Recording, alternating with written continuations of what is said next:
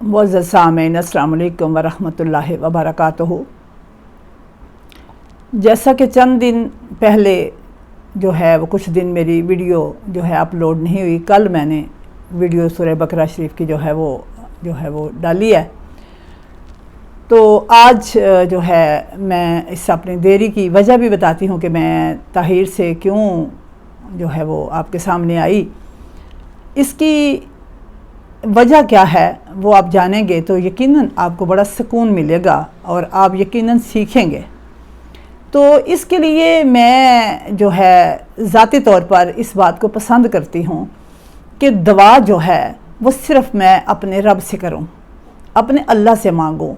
मुझे लोगों से मांगना, लोगों के ज़रिए मांगना सब कुछ अच्छा नहीं लगता। तो अब आपको मैं बताऊँगी कि फ़लसफ़ा दुआ क्या है। तो आज का हमारा टॉपिक क्या हुआ, आज हम सूरह बकरा नहीं पढ़ रहे, आज हम दुआ पे बात करेंगे कि फ़लसफ़ा दुआ क्या है, हम दुआ क्यों मांगते हैं और मैं देर से इतने दिनों के बाद क्यों जो है आपके सामने आई। तो इस सिलसिले में मैंने ये देखा कि अक्सर हम लोग जो हैं जब परेशान होते हैं, जब हमें गम छू लेते हैं, जब तमाम दुनिया के सहारे टूट जाते हैं, जब हमें कोई पुरसाने हाल नज़र नहीं आता तो हम क्या करते हैं, हम मज़ारों की मन्नतों का जो है वो सहारा लेते हैं और मज़ार पर जा कर के हम दुआ करते हैं। अब आपने मेरे साथ रहना है और बड़ी तवज्जो से मेरी बात सुननी है। जब हम मज़ार पे जाएंगे तो हमें फीलिंग बाबा जी की आएगी, हमें फीलिंग आएगी कि हम एक मज़ार पे आए हुए हैं। और मज़ार पे आप देखेंगे कि ना तो कोई पाबंदी से आपको नमाज पढ़ता हुआ नज़र आएगा, ना ही कोई अच्छी बात करता हुआ नज़र आएगा। नज़र क्या आएगा, सिर्फ जो है लंगर बंटता हुआ नज़र आएगा और लोग खाते हुए नज़र आएंगे और नशे नज़र आएंगे और इसी तरह के दीगर मामलात जो हैं नेगेटिव वहाँ आपको नज़र आएंगे। अब बात मेरी हो रही है, वैसे तो करूँ तो बहुत लंबी बात हो जाएगी, बात सिर्फ हो रही है कि फीलिंग क्या आती है। जब हम मज़ार पे गए हैं तो फीलिंग आएगी मज़ार वाली। तो मैं किधर थी ये बताने लगी हूँ। तो मैंने अपने परवरदिगार से दुआ करने के लिए जगह मांगी। मेरे रब ने मेरे लिए बेहतरीन जाना कि मैं उसकी जो है रंगारंग खूबसूरत वादियों में, पहाड़ी सिलसिले में जो है कागान नारान की तरफ जाके, सकरदू की तरफ जा कर के उसकी बारगाह आलिया में जब उसके मनाजिर को देखूं तो मुझे बाबा जी की फीलिंग नहीं, मेरे परवरदिगार की फीलिंग आए, मेरे रब की फीलिंग आए। तो जब मैं उधर गई, मैंने कुदरत के मनाजिर देखे और फिर मैंने उधर खड़े होके अपने रब के साथ बात की और अपने और अपनी औलाद के लिए और तमाम उम्मत मुसलमा में वफादारों के लिए जो हैं वो दुआएं की। तो मुझे इतना सुकून महसूस हुआ, ऐसे लगा कि मेरा रब मुझे बहुत करीब से देख रहा है और बहुत करीब से मेरी दुआ सुन रहा है। जैसा कि मैं कुरान मजीद फुरकान हमीद से बताऊंगी कि सूरह नमल आयत नंबर 62 अल्लाह ताला कैसे दुआ के बारे में, हमारी परेशानी के बारे में किस तरह कुरान से हमें ढारस देते हैं। अल्लाह फरमाते हैं कि भला कौन है कि जब कोई मुज़्ज़िर बंदा, परेशान हाल बंदा इसे पुकारे तो दुआ कबूल करता है। वो कौन है जो दुआ कबूल करता है? यकीनन आप भी कहेंगे अल्लाह। जब अल्लाह दुआ कबूल करता है तो हम वो जो दुनिया से बंदा चला गया है, जो फौत हो गया है, जिसके लिए साले सवाब करना था, जिसके लिए दुआएं मगफरत करनी थी, हम उधर जाके क्या कर रहे हैं? अपने लिए दुआएं कर रहे हैं। अपना रब तो हर जगह करीब होता है, लेकिन जो कुदरती मनाजर बुलंदो बाला पहाड़ी वादियों में, चोटियों में और बर्फ से ढकी हुई पहाड़ों की चोटियां, ठंडी सर्द हवाएं जो है वो देख करके और उसके कुदरत के रंगारंग करिश्मे, तरह तरह के हजर अशजार देख करके उसकी जो याद आई, मैं आपको उस याद के बारे में ज़्यादा फील तो नहीं करवा सकती, लेकिन कोशिश करूंगी कि आप महसूस कर लो कि मैंने उन नज़ारों में क्या देखा। मैंने उन नज़ारों में बड़ा ही सुकून पाया, इतना सुकून पाया कि मुझे ऐसे लगा कि मुझे हर दफ़ा दुआ के लिए ऐसी ही जगह आना चाहिए जहां मुझे सिर्फ मेरे रब की फीलिंग आए, सिर्फ मेरा अल्लाह मुझे दिखे, صرف اللہ کے ساتھ میرا رشتہ جڑے، اور یقیناً میں نے بہت قریب سے رشتہ اپنا جڑا ہوا، اگرچہ پہلے بھی ہمارا رشتہ اللہ سے قریب کا ہے۔ میرا صرف واسطہ اس بات سے یہ ہے کہ ہم اللہ کی مخلوقات کو دیکھ کر کے، اللہ کی انوکھی جو ہے وہ عجائبات کو دیکھ کر، انوکھی تخلیقات کو دیکھ کر کے ہم جو سمجھتے ہیں وہ ہم ویسے نہیں سمجھتے۔ تو اللہ تعالیٰ فرماتے ہیں اور مصیبت کو دور کرتا ہے، جو آیت میں نے پہلے پڑھی ہے اس کا ترجمہ میں پڑھ رہی ہوں، سورہ نمل کی آیت نمبر 62۔ تو کون ہے جو پریشان حال دل کی جو ہے وہ دعا قبول کرتا ہے اور مصیبت کو دور کرتا ہے۔ اب اس سے صاف ظاہر ہو گیا کہ ہماری پریشانی کو صرف اللہ ہی دور کرتا ہے۔ تو معزز سامعین، آپ یقیناً اللہ سے ہی مانگیں گے، اور کبھی مزاروں پہ جا کے ان کے حق میں آپ دعا کرنا چاہتے ہیں تو سو بسم اللہ۔ قبروں پہ جانے سے اس طرح دعا کے لیے منع نہیں فرمایا گیا، لیکن جو منع کیا گیا ہے وہ جو ہے وہ قبر میں سویا ہوا بیچارہ نہ جانے خود کس حال میں ہے، لیکن ہم کیا کر رہے ہیں؟ ہم اسے کہہ رہے ہیں کہ میں پریشان ہوں، مجھے دے دے۔ ایسے نہیں ہے، آپ نے مانگنا کس سے ہے؟ اللہ سے۔ اگر آپ یقین رکھیں گے تو کوئی جادو آپ پہ اثر نہیں کرے گا، اور کوئی آپ کا کچھ نہیں بگاڑ سکے گا۔ اب جو ہے سورہ رعد آیت نمبر 39 سے فلسفہ دعا پہ میں روشنی ڈال رہی ہوں۔ یمحو اللہ ما یشاء و یثبت، اللہ مٹا دیتا ہے اور جس کو چاہتا ہے برقرار رکھتا ہے۔ یعنی جو پریشانیاں ہمارے مقدر میں بھی لکھی جا چکی ہے، جب اللہ کو پکارتے ہیں تو وہ ہماری وہ جو مقدر کی رکاوٹیں ہوتی ہیں وہ ختم کر دیتا ہے، اور جو ہمارے حق میں بہتر ہوتا ہے اس کو برقرار رکھتا ہے اور اس کو لکھا رہنے دیتا ہے، کیونکہ پریشانیاں تو ہر انسان کی زندگی میں کھڑی ہیں۔ مانگنا کہاں سے ہے؟ غلطی ہم سے صرف یہاں ہو جاتی ہے، اور ہم سب سے ہی ہو جاتی ہے۔ اب حضرت امام جعفر صادق علیہ السلام فرماتے ہیں کہ انسان کی زندگی میں ایسے لمحات آتے ہیں کہ جب اس کی نا امیدی کی جو ہے آرزو میں جو ہے وہ نا امیدی کی وادیوں میں گر جاتی ہیں، نا امیدی چھا جاتی ہے، انسان کو ٹوٹل لگتا ہے اس کا کچھ اچھا ہونے والا نہیں ہے، اور نا امیدی کی چٹانوں سے ٹکرا ٹکرا کر دوائیں ہماری آرزو میں پاش پاش ہو جاتی ہیں۔ تو پھر انسان جو ہے کوئی سہارا ڈھونڈتا ہے، انسان کوئی سہارا ڈھونڈتا ہے کہ اسے کوئی سہارا مل جائے کہ وہ کس طرح کرے۔ تو اب پھر تمام سہارے جو ہیں وہ ایک ایک کر کے رشتے ناطے سارے ٹوٹ جاتے ہیں، کوئی پرسان حال نہیں، کوئی خبر نہیں لیتا۔ اب انسان کو کوئی افاقی، کوئی الہی، کوئی غیبی طاقت چاہیے جو اسے بول کے کچھ نہ کہے اور وہ اس کے ساتھ اپنی بات کرتا جائے۔ آپ کسی انسان کو بات سنا کے دیکھ لو، آپ کچھ دیر کے لیے سناؤ گے وہ اکتا جائے گا، اور دوبارہ جب آپ سے ملاقات کرے گا تو وائڈ کرے گا۔ وہ کیوں وائڈ کرے گا؟ اسے کہنا اس نے جو بات شروع کرنی، اس نے جان ہی نہیں چھوڑنی۔ واحد میرے رب کی ذات ہے جو کبھی نہ تھکتا ہے اور اپنے بندے کی سنتا ہی رہتا ہے۔ تو انکا سمیع الدعا، بے شک وہ دعاؤں کا سننے والا ہے۔ اور پھر جو ہے ہاں اس افاقی سہارے کا نام ہے اللہ، اس افاقی سہارے کا نام ہے دعا۔ اللہ کو ہم سناتے ہیں، اور سناتے کیا ہیں؟ اپنی اندر کی بات جو ہم لوگوں کے سامنے بات کرتے ہوئے جھجک رہے ہوتے ہیں، وہ اپنے رب کے سامنے ہم کھول کھول کے بیان کرتے ہیں کہ میرے سے یہ ہو گیا، مجھے معاف کر دے، میرے سے یہ خطا ہوگی، مجھے معاف کر دے، میرے نقصان پورے کر دے۔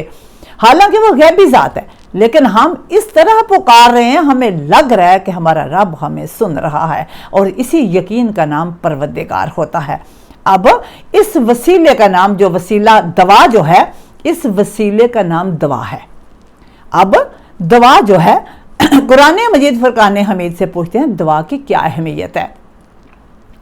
وَابْتَغُوا إِلَيْهِ الْوَسِيلَةَ سورہ مائدہ آیت نمبر 35۔ اب وَابْتَغُوا، اور تم تلاش کرو، تلاش کرو، پتہ چلا دعا کے لیے تلاش کرنا ہے۔ وسیلہ مین طریقہ، وسیلہ مین طریقہ۔ اب کوئی طریقہ ڈھونڈنا ہے کہ ہم اللہ کے ساتھ کس طرح اپنا رابطہ بنائیں، کس طرح مانگیں کہ ہماری دعا مقبول ہو جائے۔ اور پھر اللہ تعالیٰ فرماتے ہیں سورہ زمر آیت نمبر 63 میں دعا کے بارے میں کہ اس سے مانگو، کس سے مانگو؟ اس سے مانگو لاہو مقالید السماوات والارض، اس سے مانگو جس کے پاس زمینوں آسمانوں کے خزانوں کی چابیاں ہیں، اسی کے پاس زمین و آسمان کے تمام خزانوں کی چابیاں ہیں، تو ہم کس سے مانگیں گے؟ اللہ سے۔ اب میں نے آپ کو بتا دیا کہ سارے خزانوں کی، جو رحمت کے، جو امید کے خزانے ہیں، جو ہماری خوشحالیوں کے خزانے ہیں، ساری چابیاں کس کے پاس ہیں؟ اللہ کے پاس۔ کسی بابا جی کے پاس کوئی چابی نہیں ہے۔ پکار میں کون سچا ہے، عمل میں کون اچھا ہے، اسی کے بل بوتے پہ ہماری دعائیں قبول ہوتی ہیں۔ اب سرکار دو عالم صلی اللہ علیہ وآلہ وسلم نے فرمایا، اگر دعا معرفت کے ساتھ کی جائے، دعا معرفت کے ساتھ، معرفت میں پہچان، پہلے آپ کو پہچان ہونی چاہیے، کس کی؟ اپنے ایمان کی، اپنے ایمان کی پہچان ہونی چاہیے۔ تو اگر دعا معرفت کے ساتھ کی جائے تو تمہاری دعاؤں سے پہاڑ بھی اپنی جگہ سے ہل سکتے ہیں۔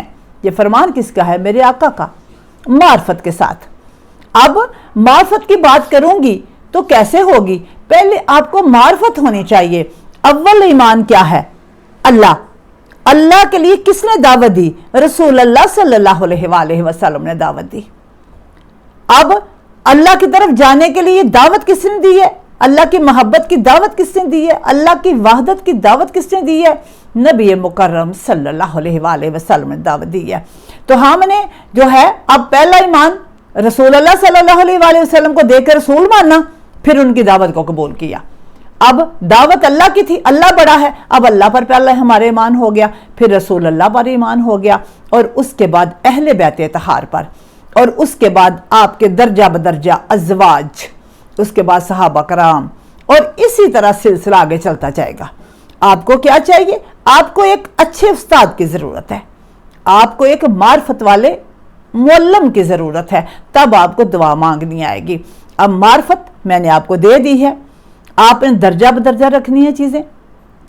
آپ عام کھانے پینے میں دیکھ لو، ہم کہتے ہیں سویٹ اینڈ پہ کھائیں گے، یہ درجہ رکھا ہوا۔ ہمیں دعا مانگنے کے لیے درجے کی سمجھ نہیں آتی۔ آپ نے کبھی اپنے دروازے پہ آیا ہوا بہکاری دیکھا ہوگا، وہ آپ کی اتنی تعریفیں کرتا ہے، آپ کو نہ جانے کیا کیا دعائیں دیتا ہے تاکہ آپ اس کو خیرات ڈال دو۔ تو جب آپ اور میں اللہ سے دعا مانگ رہے ہیں تو پہلے ہم اللہ کی تعریفیں بیان کریں گے، یا کبیر المتعال، یا ذوالجلال والاکرام، یا ارحم الراحمین، یا جواد جد علینا۔ تو ایسے ہم تعریف کریں گے، پھر کہیں گے اے اللہ تیری ذات وحدہ لا شریک ہے، اے اللہ تو کفوا احد ہے، اے اللہ تو جو ہے ساری دنیا سے اکبر و کابر ہے، تیری ذات کبیر المتعال ہے، اور تو وحدہ لا شریک ہے، بے شک تو میرا اور ساری دنیا کا خالق ہے، بے شک تو نے نبی مکرم صلی اللہ علیہ وآلہ وسلم جیسا عظیم پیکر، عظیم نبی، عظیم انسان جو مجھے دیا، میں اس پہ شکر ادا کرتی ہوں کہ آپ نے مجھے میرا نبی دیا، میرا آقا دیا، میری پہچان ہے میرا نبی۔ اب اس کے بعد شکر اللہ کے بارگاہ میں ادا کرنا ہوگا کہ اللہ تیرا شکر ہے، تو نے، یعنی اگر عورت ہو تو نے مجھے خاتون جنت جیسی جو ہے سردار عطا فرمائی، اور اگر آپ مرد ہیں، مرد سن رہے ہیں، تو اللہ تیرا شکر ہے، تو نے مجھے حسنین کریمین جیسے جنت کے سردار دیے۔ یہ بات اگر آپ کو سمجھ آ جائے گی تو پھر جو ہے اللہ کا شکر ادا کرنا ہوگا، اللہ تو نے احی رسول اللہ کے ذریعے میرے ایمان کو مضبوط کیا۔ واحد مولا امیر کائنات کی ذات ایسی ذات ہے کہ جنہوں نے نبی مکرم صلی اللہ علیہ وآلہ وسلم کا ایک حکم بھی نہیں ٹالا، کبھی ایک حکم نہیں ٹالا، ہر حکم پہ لبیک کہا، اور جب کبھی یعنی کوئی آپ کو عطا کی رسول اللہ صلی اللہ علیہ وآلہ وسلم نے، تو آپ نے ہمیشہ اپنا تعارف کیا کرایا، میں محمد کے غلاموں میں سے ایک غلام ہوں۔ بڑی عاجزی کا منظر آپ دیکھیں گے، ادھر بھائی کا درجہ ہے، ادھر اللہ کا شیر کا درجہ ہے، ادھر قسیم جنت و جہنم کا درجہ ہے، ادھر خم غدیر پہ اعلان ہی یہ ہے، لیکن بیٹے سردار ہیں، इसके बावजूद आजिज़ी का आलम देखिए कि मैं मोहम्मद मुस्तफ़ा सल्लल्लाहु अलैहि वसल्लम के ग़ुलामों में से एक अदना सा ग़ुलाम हूँ। तो फिर ये शुक्र अदा हो गया। अब शुक्र अदा करने के बाद आप करेंगे कि मैं इस मोहब्बत और ईमान के साथ तमाम अंबिया पर ईमान रखते हुए अल्लाह तेरी बारगाह में मैं दुआ करती हूँ, इस तरह मेरी परेशानियां मुझ पर छा गई हैं, गमों ने मेरा घर देख लिया है, गम मुझे छोड़ते नहीं है। एक परेशानी जो है वो टूटती है तो दूसरी जो है वो इम्तिहान बन के खड़ी हो जाती है। अल्लाह मेरे ईमान का वास्ता, अल्लाह मेरे यकीन का वास्ता मेरी परेशानी दूर फरमा। तो इंशाअल्लाह ताला आपकी दुआ ज़रूर कबूल होगी। ये मैंने दुआ करने का और सिफत पहले अल्लाह की बड़ाई बयान करने का तरीका बताया है, फिर अपना ईमान पेश करने का तरीका बताया, शुक्र करने का तरीका बताया है। खतून जन्नत जैसी सरदार मिली है हमें, हमसे बड़ा खुश नसीब कौन है। तो इसलिए आपने तवज्जो करनी है, दुआ किस तरह मैं मांग रही हूँ, किस तरह तरीका तलीम कर रही हूँ। अगर आप अमल करेंगे इंशाअल्लाह ताला, अगर आप परेशान हैं तो आपका फौरी मेरा परवरदिगार जो है दुआ कबूल फरमाएगा। आप जो है अल्लाह ताला क्या फरमाते हैं, अल्लाह ताला फरमाते हैं सूरह बकरा, आप पीछे पढ़ भी रहे हैं, पीछे मैं पढ़ा भी चुकी हूँ। उजीबो दावत दाए ज़ादान, यानी अल्लाह फरमाते हैं कि मैं जवाब देता हूं, मैं जवाब देता हूं। आपने देखना है क्या आपका इस बात पे यकीन हो गया है, क्या आपको लगता है आपका रब जवाब दे रहा है। अल्लाह ने जो फरमा दिया मैं जवाब देता हूं, आपको अगर फील नहीं हुआ तो समझ जाना कि अभी दुआ जो है सही तरीके से पेश नहीं की गई। और जी वो जवाब देता हूं, दावत दाई, पुकारने वाले की पुकार का जवाब देता हूं, एज़ादान, जब वो मुझे पुकारता है, जब वो मुझसे मांगता है तो मैं उसकी बात का जवाब देता हूं। अब क्या आपका इस बात पे यकीन हो गया है कि जब आप अल्लाह से कह रहे हैं तो अल्लाह आगे से जवाब दे रहा है। उसका किस तरह पता चलेगा, उसका इस तरह पता चलेगा जब आप दुआ कर लोगे तो आपका दिल यकीन कर लेगा, मुतमईन हो जाएगा, इत्मीनान पकड़ जाएगा कि आपकी दुआ कबूल हो गई है।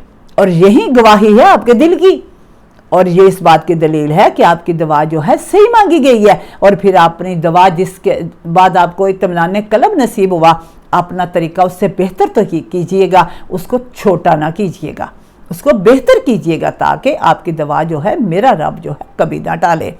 अब अल्लाह ताला क्या फरमाते हैं, मैं तो सुनता हूँ, लेकिन मैंने पहले कहा है सूरह बकरा की आयत नंबर 186 है, आप इसको पीछे आप मेरी वीडियो में देखेंगे तो आपको यकीनन इसमें मिल भी जाएगा। अगर ना मिलेगा तो आयत नंबर जो है आप नंबर निकाल के आप देख सकते हैं।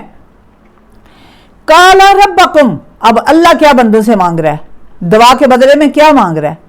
काला, अल्लाह फरमाते हैं रब्बकुम उदऊनी, अल्लाह फरमाते हैं कि इनको भी तो चाहिए ना अस्तजिब लकुम, कि वो मेरी दावत कबूल करें।